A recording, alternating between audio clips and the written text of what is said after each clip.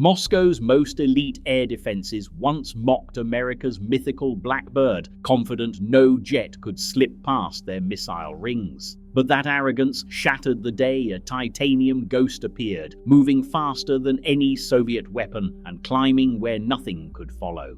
Suddenly, every radar across the capital blinked, and the threat vanished into thin air. Was it a legend or a harbinger of a new age in warfare? This is how the world's most advanced spy plane forced the Soviets to question everything they thought was invincible, and why those answers began decades before a single alarm ever sounded. Clarence Kelly Johnson sat in a windowless room at Lockheed Skunk Works, staring down a challenge no one else dared to take. After the shock of the U-2 incident in 1960, Washington demanded an aircraft that could not only outfly Soviet missiles, but render them obsolete. Johnson's answer was radical: build a plane so fast and so high that nothing could touch it. He told his team that speed is the absolute defense, a mantra that would define every line and bolt of the project. The numbers he set were beyond anything in the sky. Cruise at Mach 3.2, climb above 85,000 feet, cover 100,000 square miles an hour. But those ambitions came with a price. At those speeds, friction would heat the skin of any ordinary plane to the point of failure. Aluminum would melt, steel would buckle. Johnson's engineers realized only one material could survive: titanium, a metal so rare and difficult to work with that most suppliers had never even heard of it. Nearly 85% of the airframe would be built from titanium alloys, a decision that forced the team to invent new tools, new welding techniques, and even new lubricants. The fuel itself would have to double as a coolant, flowing through the wings to keep critical systems from burning up. Johnson kept his team small and secret, working under layers of security tighter than anything outside the Manhattan Project. They called themselves the Skunk Works, a place where rules bent and timelines shrank. Every engineer was expected to solve problems on the fly, with almost no oversight and no room for error. The design brief was simple in theory, impossible in practice. Make a plane that could outfly, outclimb, and outlast anything the Soviets could build, and do it before anyone else even knew it was possible. That philosophy would shape not just the Blackbird, but every advanced aircraft that followed. The result was an airplane that looked like it had landed from another planet, angular, black, and built to vanish at the edge of space, far above the reach of any missile or interceptor. For Johnson and his Skunk Works crew, the only way to survive in a hostile world was to make the impossible routine. At Mach 3, the air around the SR-71 skin did not just rush past, it scorched. Friction at those speeds sent temperatures soaring well beyond 500 degrees Fahrenheit, with the engine inlets facing even more, sometimes topping 800 degrees Fahrenheit. Ordinary metals could not take it. Aluminum would have softened, steel would have warped. Only titanium stood a chance, but working with it was a different battle. The Skunk Works team found themselves inventing new ways to shape, weld, and even clean this stubborn metal. Standard tools shattered against it. Welding rods contaminated the joints, lubricants caught fire.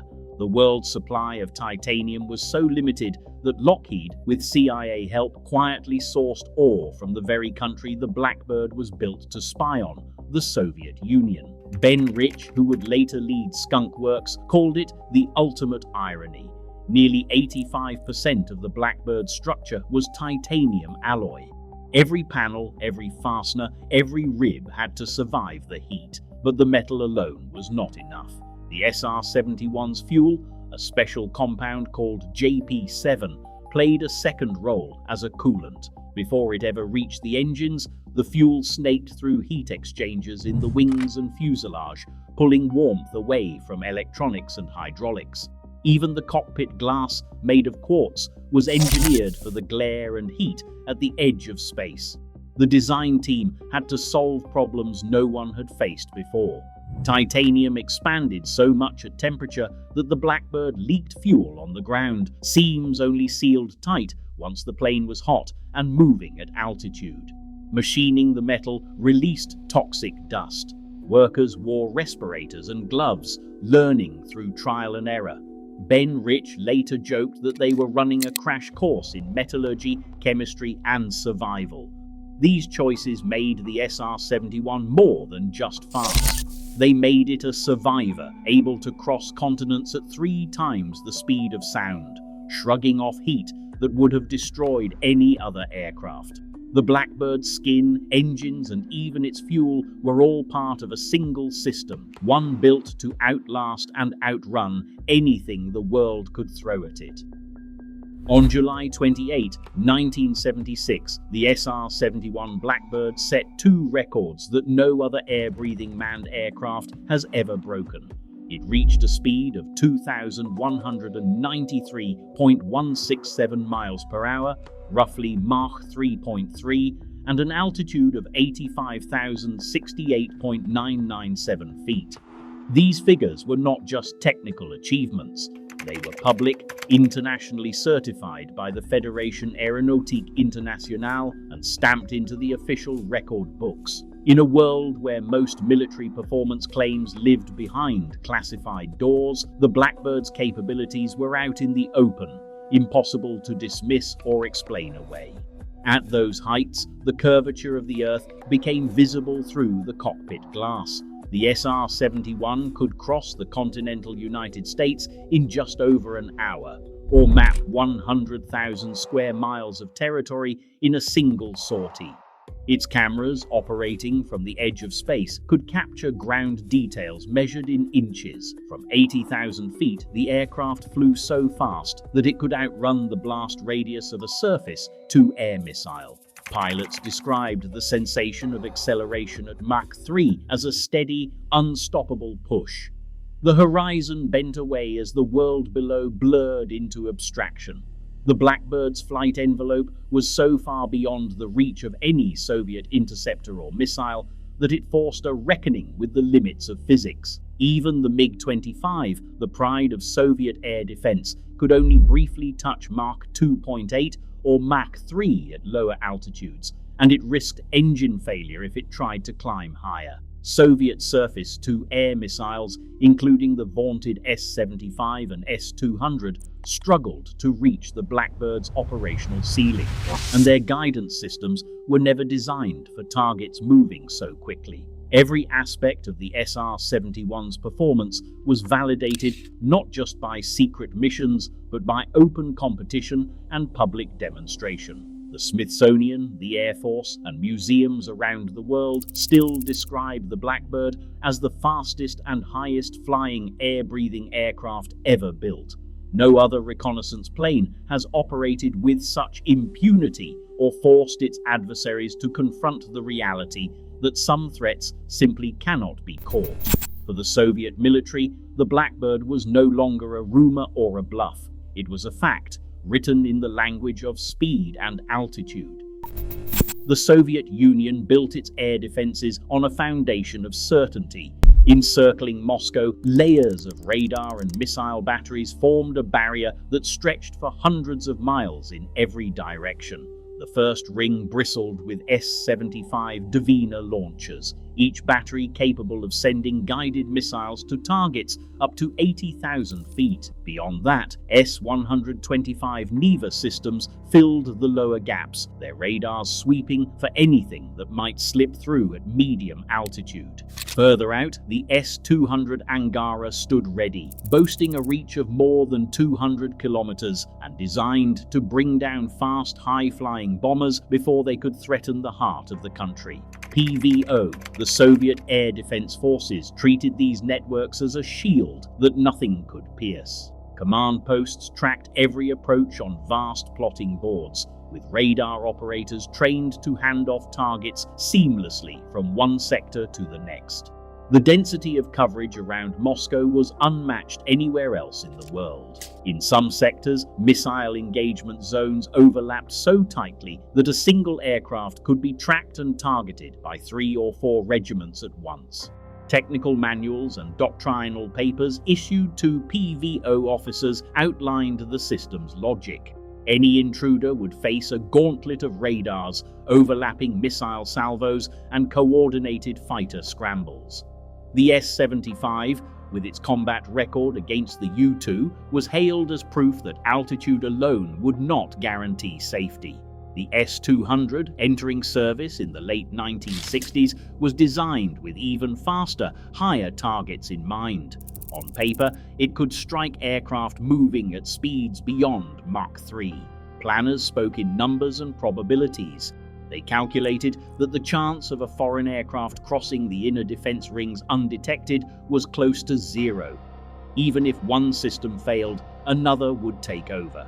In the minds of PVO strategists, the capital was protected by an unbreakable wall of steel and electronics. This confidence shaped every aspect of Soviet air defense culture. Training drills assumed that no American aircraft, no matter how advanced, could survive a direct run at Moscow.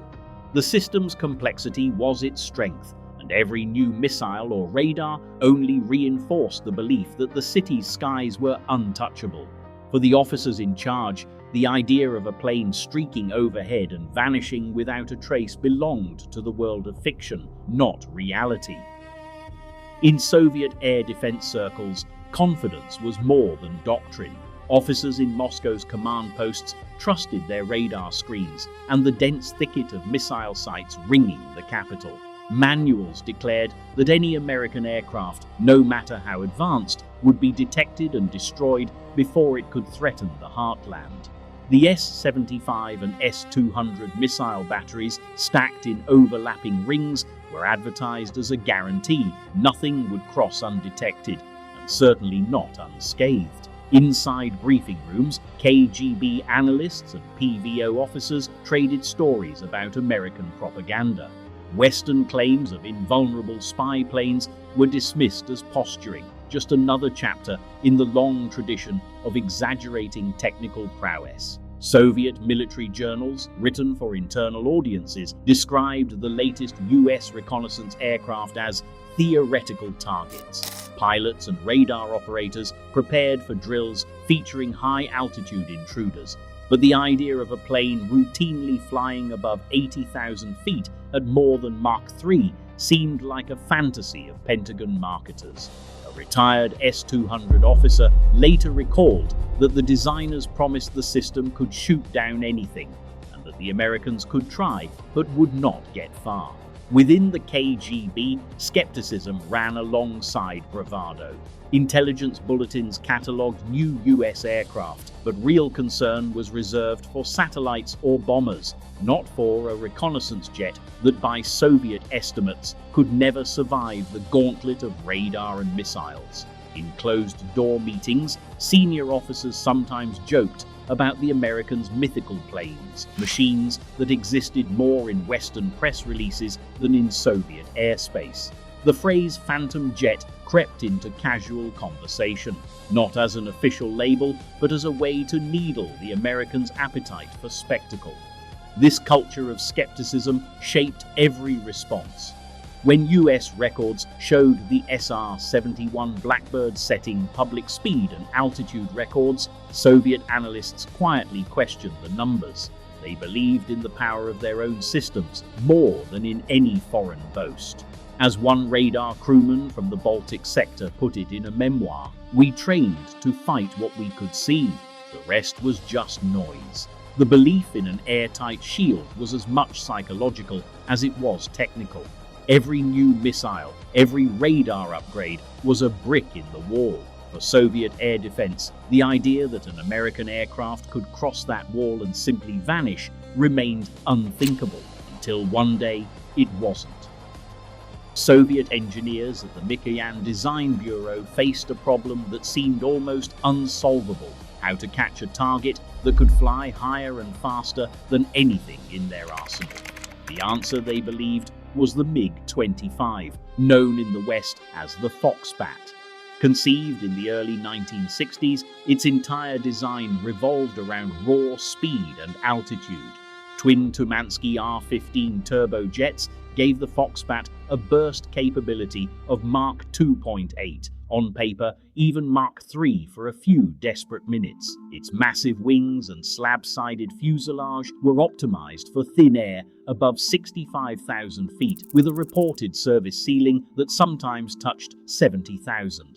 The Foxbat's radar was among the largest ever fitted to a fighter, designed to pick up high-flying intruders long before they could slip away. But the MiG-25 was a creature of trade-offs. At maximum speed, its engines risked catastrophic failure if pushed too long. Pilots were warned that a single Mach 3 sprint could mean a mandatory engine replacement. Fuel was another constraint. The Foxbat could burn through its tanks in minutes at full throttle, leaving only a narrow window to climb, intercept, and return before running dry. Soviet scramble doctrine reflected these limits. Foxbat crews sat on alert, ready to launch within minutes of a radar contact. The plan was to climb steeply, level off just below the Blackbird's expected track, and try to get within missile range before the target vanished. Designers at Mikoyan were confident that with enough warning, the MiG-25 could at least threaten any American aircraft, even one flying at the edge of space. Performance tables circulated in PVO regiments showed the Foxbat's theoretical ability to reach Mach 2.8 at 65,000 feet, with intercept geometry calculated down to the second. Training manuals drilled pilots on rapid climbs and radar lock procedures, emphasizing the importance of timing and coordination with ground controllers. In theory, a perfectly executed intercept could put a Foxbat on a collision course with a high-speed intruder. In practice, the margin for error was razor thin. For Soviet air defense, the Foxbat became a symbol of technological pride, a visible answer to the challenge posed by Western reconnaissance flights. Its presence on alert rosters around Moscow and the northern approaches was meant to reassure commanders that no American plane could cross Soviet skies unchallenged. Yet beneath the surface, the numbers told a more complicated story. The MiG-25 was fast, but not invincible. Every launch was a race against physics, fuel, and the clock. A quiet shift at a Soviet border radar station rarely stayed quiet for long. On a cold morning, the lead operator, Lieutenant Sergei Volkov, watched the green sweep of the P-14 Tall King radar. The sector had been calm for hours, routine flights, the occasional blip from a civilian airliner, nothing out of the ordinary. Then, without warning, a new trace appeared. It was faint at first, barely registering above the background noise. Volkov leaned in, adjusting the gain. The target's altitude reading spiked, well above the usual ceiling for any known aircraft. The speed calculation flickered, then settled on a number that made no sense, over Mach 3, faster than any logged target in the station's history. The crew exchanged glances. Volkov called for confirmation from the secondary radar. Within seconds, the second screen lit up with the same impossible track. The data feed showed the object approaching from the northwest, hugging the edge of Soviet airspace, but never quite crossing the border. No commercial flight plan matched. No military exercise had been scheduled for that corridor. The station chief, Captain Ivanov, stepped in and scanned the log. He ordered a full alert, triggering the scramble protocol for interceptors and notifying the Regional Air Defense Command. On the plotting board, the track accelerated. It climbed, then leveled off at an altitude above 80,000 feet, far beyond the reach of any MiG-21 or Su-15. The only aircraft in the Soviet arsenal that could even attempt to close the gap was the MiG-25 Foxbat, and even then only for a fleeting moment. Operators called out bearing and speed, watching as the blip raced along the outer edge of the defense zone. The station's computers struggled to keep up, recalculating vectors every few seconds. The numbers stayed outside the expected range. Mach 3.2, 85,000 feet, barely a radar cross-section to measure. In the command bunker, tension mounted. The radar crew had trained for high-speed intruders, but nothing in the manuals prepared them for this. Track data was relayed to missile batteries and interceptor squadrons. Orders came down to lock on and prepare to fire if the target crossed the border. Yet the blip remained just out of reach, moving with a precision and speed that defied interception. Volkov scribbled the readings into the logbook, his hand unsteady.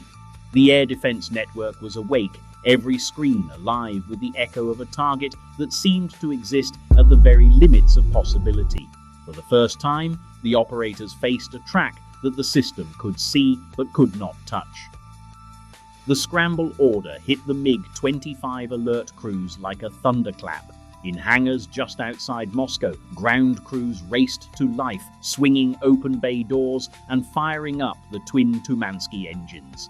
Pilots, already suited, sprinted to their jets, climbing the ladder 2 rungs at a time. In the cockpit, checklists blurred into muscle memory, oxygen flow, radar warm-up, missile arming switches thrown. The Foxbat's afterburners lit with a roar, and the aircraft lurched forward, engines gulping fuel at a rate that would drain the tanks in minutes. The climb profile was brutal, gear up, nose high, throttles pushed to the stops. At full power, the MiG-25 clawed past 60,000 feet, its airspeed indicator edging toward Mach 2.8. Every dial and warning light reminded the pilot that the engines could seize if pushed too long at these extremes, but there was no time to hesitate. Controllers fed vectors over the radio, guiding the interceptors toward the incoming track. The radar scope painted a target at an altitude they had only seen in training diagrams, 85,000 feet, moving at over 3 times the speed of sound. The Foxbat's own radar, designed for high-altitude bombers, strained to lock. Missile arming lights flickered as the R-40 missiles came online, but the target was still out of reach. Down below, S-75 and S-200 missile batteries tracked the blip as it streaked across their engagement zones. Firing solutions were calculated, angles measured, and launch orders barked. White contrails arced skyward as missiles leapt from their rails, chasing a target that was already vanishing over the horizon. Inside the MiG-25 cockpit, the pilot watched the target marker drift across his radar, always just beyond the Pipper. A brief moment of hope, a closing vector, a fleeting chance to fire, then the numbers slipped away. The Foxbat could reach 70,000 feet in a sprint, but the Blackbird was still climbing. At Mach 3, the intercept window narrowed to seconds, and the SR-71's margin for maneuver was measured in miles. Missile warning tones sounded in the Blackbird's cockpit, but the threat was mostly theoretical. The S-200 missiles detonated far below, warheads bursting in empty sky as the SR-71 outran and outclimbed every shot. Fuel warnings blinked in the MiG-25. The engines, pushed to the edge of their limits, began to overheat. With the target now a fading echo on the radar, controllers ordered the Foxbats to break off and descend. The pilots throttled back, feeling the aircraft shudder as it dropped into denser air. In the debriefing rooms, frustration simmered. Every system had worked as designed, every procedure followed. But the numbers did not lie. The Blackbird had appeared, streaked across the defended sector, and vanished without a scratch. For the Foxbat crews, the mission ended not with a kill, but with the realization that physics, not just tactics, had set the limits that day. Silence crept into the command net as the radar trace faded. In the main bunker, controllers leaned over their scopes, searching for a signal that had vanished mid-sweep. The last echo from the high-altitude track was weak, just a flicker at the edge of the display, then gone. For a moment, no one spoke. The air was thick with static and disbelief. Operators recalibrated their sets, double-checked frequencies, and called up neighboring stations, hoping for a handover. Nothing. The target had slipped entirely from the grid. In the technical rooms, engineers ran diagnostics, suspecting a malfunction. But the equipment was working. The data logs showed a consistent track. Mach 3.2, altitude above 85,000 feet, then a sudden loss. Not a drop or drift, but a clean disappearance. The computers built to process bomber speeds and missile arcs struggled to keep up with the numbers. The software lagged behind the physics. One controller, hand shaking, jotted the last readings in the logbook: course east by southeast, velocity holding, then a blank line. Attempts to reacquire the target through secondary and tertiary radars failed. The overlapping fields, designed to catch any intruder, offered only empty sky. Radio chatter from interceptor pilots confirmed what the screens already showed: no visual contact, no radar lock, no sign of an aircraft. Missile crews waited for coordinates that never came. The entire defensive ring, so often drilled in seamless handoffs, found itself staring at a ghost. Inside the command center, the absence of information was louder than any alarm. Senior officers demanded explanations. Was the track a decoy, a glitch, a new kind of American trick? Technicians insisted the numbers were real. The procedures followed to the letter, but the reality was inescapable. An object had crossed the most heavily defended airspace in the world and left behind only a few seconds of data.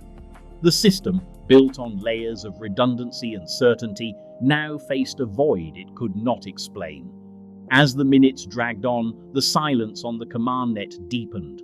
No emergency handoff, no scramble order, no warning to civilian air traffic, just a blank spot where a threat had been. For the first time, the doctrine that every sky could be controlled, every track contained, had failed in real time. In the bunker, the disbelief was total. The operators' voices, when they finally returned, were flat and uncertain. The echo was gone, the screens were empty, and with that, the myth of impenetrability had cracked, not with a bang, but with the abrupt, unanswerable loss of a target that should never have escaped. Inside the Ministry of Defense, the air was thick with tension. Word of the vanished intruder had reached the highest levels within minutes. The chief of the PVO, responsible for the air defense of the entire Soviet Union, was summoned to an emergency meeting before noon. Generals filed into the conference room, faces drawn, clutching folders of radar logs and incident summaries. The defense minister demanded answers. How could a foreign aircraft appear above the heartland tracked by multiple stations and then simply disappear? Officers exchanged clipped reports. All systems had functioned, every protocol followed, yet the track was lost. The chief of the PVO faced a wall of scrutiny. He insisted the data was real, not a malfunction. He pointed to the radar tapes, the scramble logs, the missile launch authorizations, all in order and all futile. A same-day directive ordered a full audit of every radar site in the Moscow sector. Technical teams were dispatched before the meeting ended, tasked with checking calibration, reviewing engagement zones, and interviewing operators. The defense minister's tone left no room for doubt. The system's integrity was in question. Rumors rippled through the corridors. Was this a new American technology, some kind of electronic trick, or had the West truly built an aircraft that could make a mockery of Soviet airspace? The chief of the PVO promised a preliminary report by midnight. As the generals dispersed, aides began drafting memos for the Central Committee. The search for explanations had begun, but behind closed doors, the sense of panic was unmistakable. In a secure room deep inside the National Reconnaissance Office, analysts crowded around light tables as the first reels of SR-71 film arrived. The aircraft had landed barely 3 hours earlier, its camera bays still warm from the flight. Technicians worked quickly, removing massive film canisters and rushing them to processing labs built for speed and secrecy. Within minutes, chemical baths revealed frames sharper than anything satellites could deliver, each strip capturing entire stretches of airfields, missile complexes, and rail yards in a single pass. The workflow was relentless. Teams of photo interpreters, many former Air Force officers, scanned for changes. A new radar dish here, fresh concrete poured for a launch pad there. Using stereoscopes, they measured the height of missile gantries and counted transporter vehicles parked in the open. The best images could resolve objects less than 2 feet across, making it possible to distinguish between a decoy and a real warhead. Reports began to flow before the sun set. By the end of the day, high-resolution prints and annotated overlays were already en route to the Pentagon and the White House. In the Cold War intelligence race, speed mattered as much as clarity. The SR-71's cameras did not just capture secrets, they delivered them before anyone on the ground had a chance to react. For the analysts, every sortie meant a new set of puzzles, and every answer arrived faster than the Soviets could imagine. Inside the Almaz Design Bureau, engineers pored over radar plots and missile test data, searching for answers. The Blackbird's repeated escapes had exposed a flaw at the heart of Soviet air defense. No matter how dense the missile belts, speed and altitude could still punch a hole straight through. By the late 1970s, the Ministry of Defense issued new procurement decrees, channeling funds into the next generation of radar and surface to air missile systems. The S-200, once hailed as the answer to high-flying threats, now looked dated. Its reach and tracking speed had been outpaced by a single American aircraft. Almaz engineers began work on a new system that would address the vulnerabilities the Blackbird had revealed. Their solution would become the S-300, a missile complex designed for rapid targeting, multi-channel engagement, and the ability to track fast, high-altitude targets across hundreds of kilometers. The funding surge that followed was unprecedented, with research labs and test ranges running around the clock. The SR-71's perfect record, thousands of missions, not one lost to enemy fire, became a quiet obsession in Soviet technical circles. Each failed intercept drove home the need for better radar coverage, faster data links, and missiles that could close the gap. The S-300's development would stretch into the next decade, but its roots traced directly to the challenge posed by a plane that seemed untouchable. For the engineers at Almaz, the Blackbird was both a warning and a blueprint for the future of air defense. Today, the SR-71's true impact is measured not in legends, but in the relentless race for speed, stealth, and intelligence dominance that still shapes global security. Even as nations invest billions in hypersonic weapons and next-gen surveillance, the Blackbird's shadow lingers, reminding us that technological advantage rewrites the rules in silence, far above the clouds. In this era of invisible borders, the contest for the sky remains anything but over. What do you think? Has the lesson been learned?